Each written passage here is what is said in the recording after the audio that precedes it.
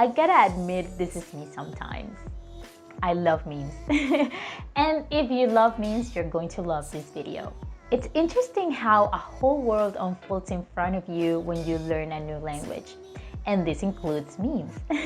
I'm going to show you some memes from the Spanish-speaking world, explain them to you, and explain to you why they're funny so you can ha ha ha ha ha with me. Hopefully, because we can't all share the same sense of humor. But I hope you do find them funny. So I did some research for this video, and I think it's been one of the most fun research I've ever done. So let's start with this one about the current world situation. It says, paren todo. La mascota de la vacunación de México es un panda que se llama Pandemio. So it says, stop everything. Mexico's vaccination mascot is a panda named Pandemio. So panda is also panda, but Spanish. And pandemic is pandemia in Spanish. So let's look at this one. Cuando butter es mantequilla y fly es volar, pero butterfly es mariposa y no mantequilla voladora. And then it says, I am very confundida. I think this one does not need much explanation. When butter is mantequilla and fly is volar, but butterfly is mariposa and not flying butter. I am very confused. For you to see that Spanish speakers also struggle to learn English. Okay, so the next one. This one's really bad. ¿Sabes por qué la esposa de Hulk lo dejó? No, ¿por qué? Porque ella quería un hombre maduro y él estaba muy verde. Then mi mamá, yo. Anyways, so do you know why Hulk's wife dumped him? No, why? Because she wanted a mature man and he was too green. And then my mom, me. I don't think this is too funny, but it's interesting. So, una fruta o vegetal maduro o madura, una fruta o vegetal maduro o madura is a ripe fruit or vegetable.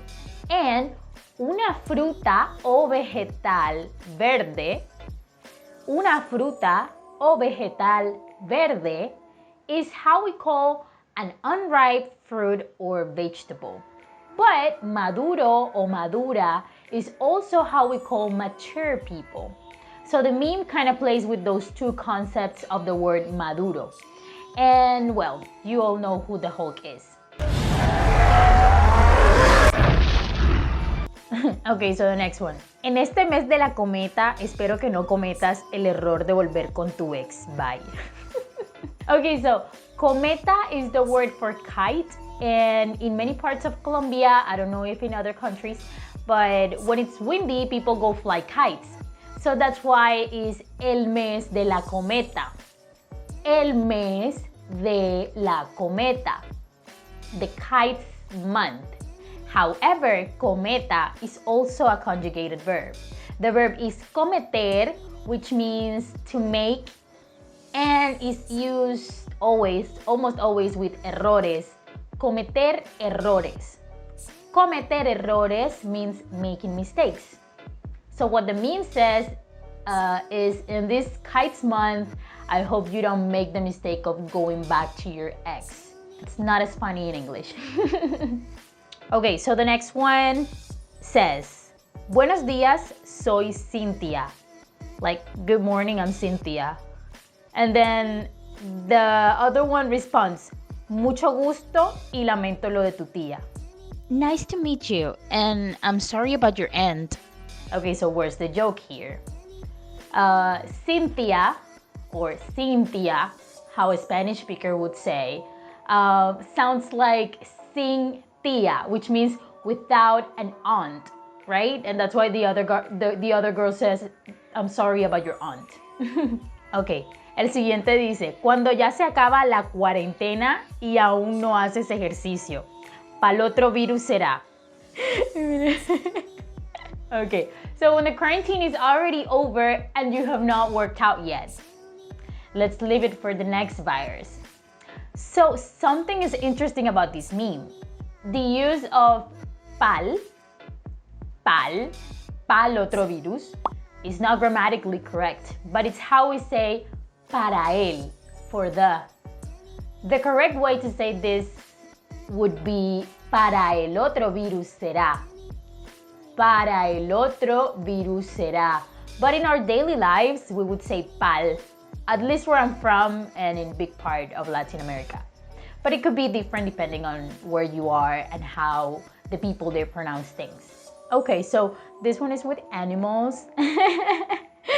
So the little tiger asks, ¿Cómo te llamas? And the little bunny responds, Conejito, ¿y tú? And then the little tiger says, Tigrito. And the little bunny says, No me grites.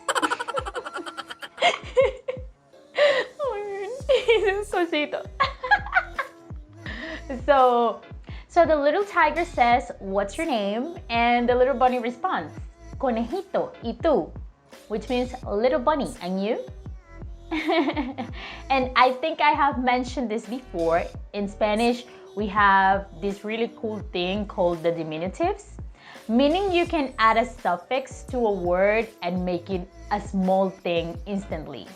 So for example, the word for bunny in Spanish is conejo, but instead of conejo, you say conejito, and that means little bunny. So the little tiger responds tigrito, same logic from before. Tigre means tiger in Spanish, and tigrito would be like little tiger. However, tigrito sounds similar to te grito, which means I yell at you. And that's why the little bunny responds, no me grites, don't yell at me.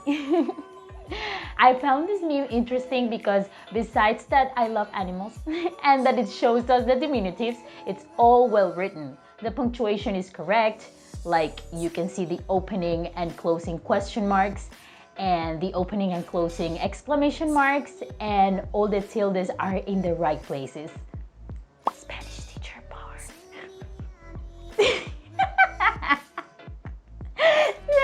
I really like with this one. It says, cuando estás destinada a ser nadadora desde que naces. When your destiny is to be a swimmer since you were born. And then the swimmer's name is Chapuzón.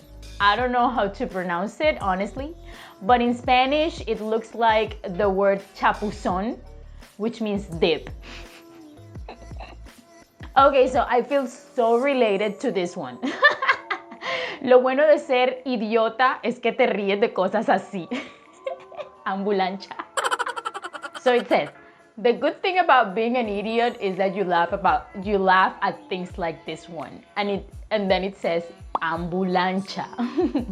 Lancha is the word in Spanish for that type of boat you're seeing in the picture. And it's an ambulance boat, so ambulancia. Seriously, if you want to be a comedian, you can invite me to your shows. I'll laugh at anything. Alright, so, horóscopo. Algo positivo llegará a tu vida este mes. COVID-19. It happened to me. So horoscope. Something positive will come into your life this month. And then there's a COVID-19 test. This works, I think, the same in English and Spanish because positivo means positive. Positivo means positive. And you use it as a good thing. For example, being una persona positiva is being a positive person. But you also use this with tests, like in this case with COVID, positive test. It also works with pregnancy. This is like the third meme about COVID-19, but I mean, that's what's happening. Anyways, those were all the memes I had for you today. I hope you laughed at some of them at least and that you enjoyed this video either way or found something interesting about the vocabulary or the sense of humor of Spanish speakers. Anyways, if you did, do let me know in the comments. I'm dying to know. And don't forget to hit the like button and subscribe for more of our content. Es un placer aprender español contigo. Hasta la próxima.